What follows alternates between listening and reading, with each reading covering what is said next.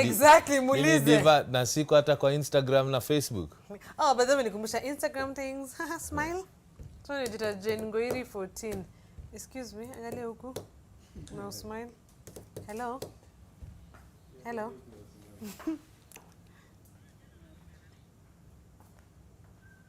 So smile, najua most of the picture na kama danda. Sawa, wacha smile before.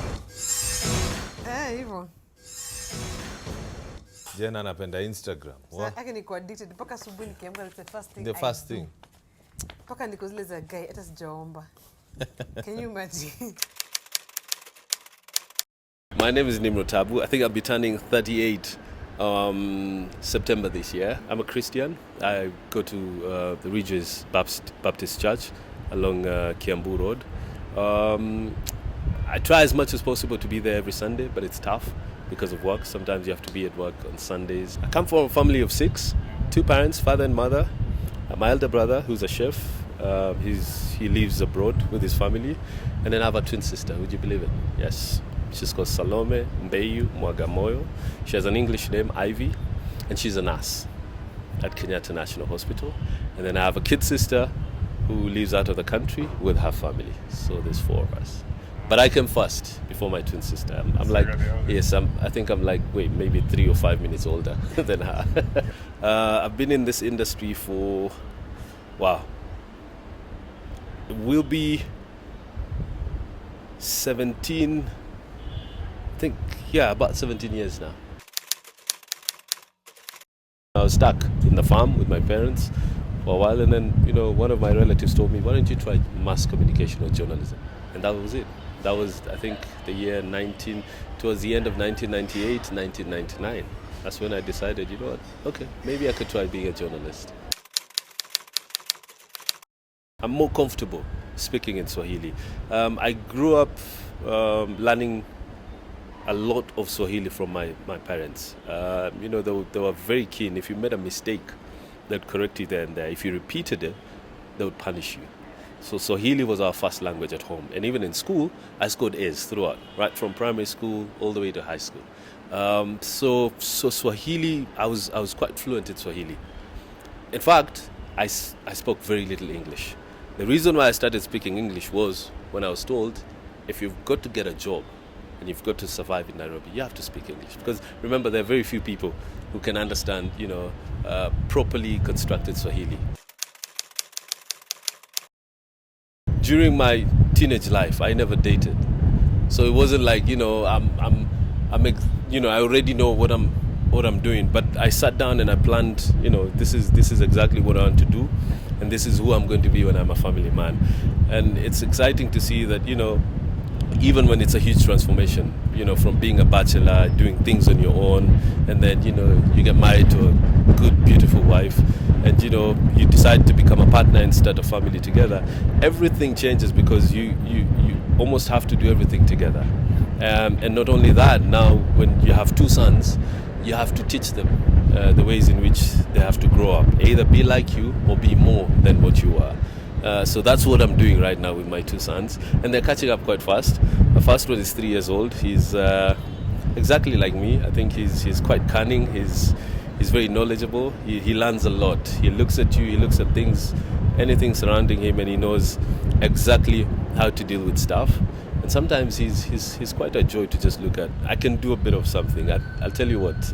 My first date with my wife, when I invited her, when I was a bachelor at my house, I cooked.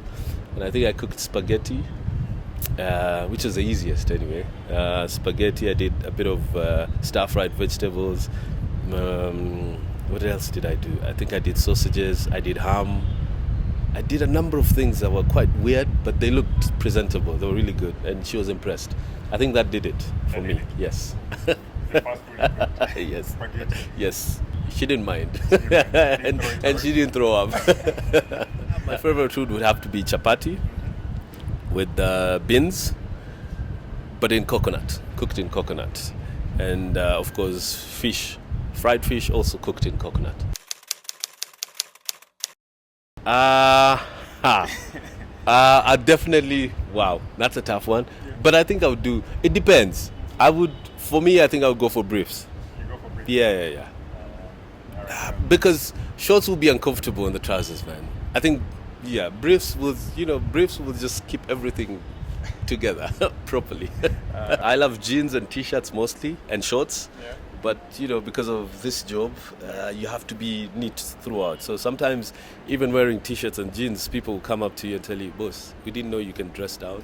We're used to you wearing suits and, can you keep on wearing suits and ties? And you tell them, after work, in fact, I tell them, immediately I leave the office or I leave the studio, I have to dress down. Sometimes we do news when we're too serious.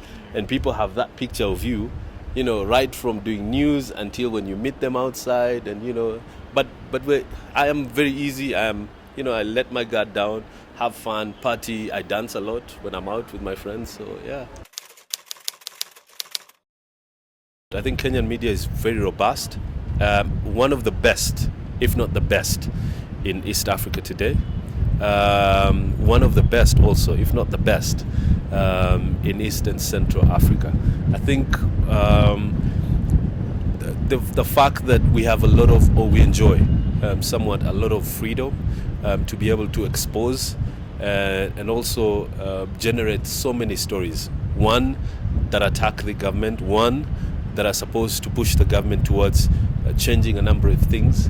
I think that is a big thing. There are a number of media houses or the media fraternity in Africa or in some countries where they can't achieve or they can't even attempt to do what we do. If you go to Turkana, if you go to Samburu today, there are places where a number of Kenyans who live in urban cities today who have never been there. So telling these stories is interesting. But getting there is a challenge in itself because you'll find people who don't speak Swahili, people who've never seen a camera before. So sitting down and even telling them that, we're here to, sort of tell your story to the rest of the world. They don't understand. Some of them actually ask us, have you come to bring us food? Are you, government agencies who are taking our stories so that you can, are you doing consensus so that you can go and get us food so that we can feed and stuff like that. So that for me is a challenge, that, in this day and age that you still live in a country where people are totally marginalized and you have to explain to them that no, my job is just to air your story so that hopefully somebody will listen and take care of your problems. Sometimes you put your life in risk.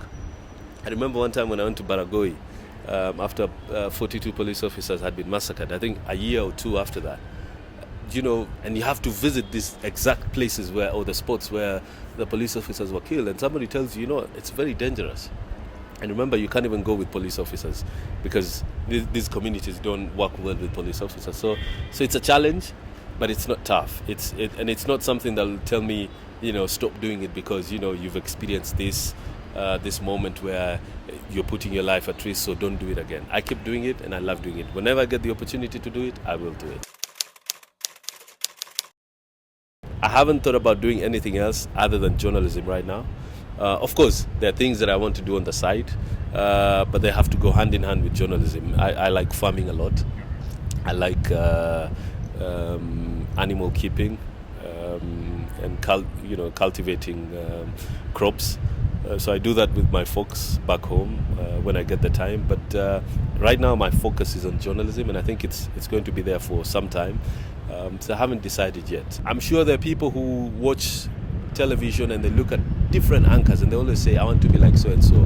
That's a wrong notion. I always tell them, I want you to say, I want to be better than so-and-so. Because being like so-and-so, I've been in the industry for the last 11 years. If I'm doing the same thing, then surely somebody should come and do something better so that it's different. And that's the only way to grow the profession. Yeah. So I'm hoping that the young lads who are seeing us today will come up and say, you know what, we can compete with you and we can do even better than what you're doing right now. Naam, hujambo popote pale ulipo, kama unatutegea hapa katika Snappy 7 katika mtandao wa Nairobi News. Bila shaka mimi ni wako Nimrod Taabu. Asante kwa utazamaji wako. Tutafanya makuu mwaka huu wa 2016. Endelea kutazama. Tuko hapa juu karibu angani mwa jiji la Nairobi.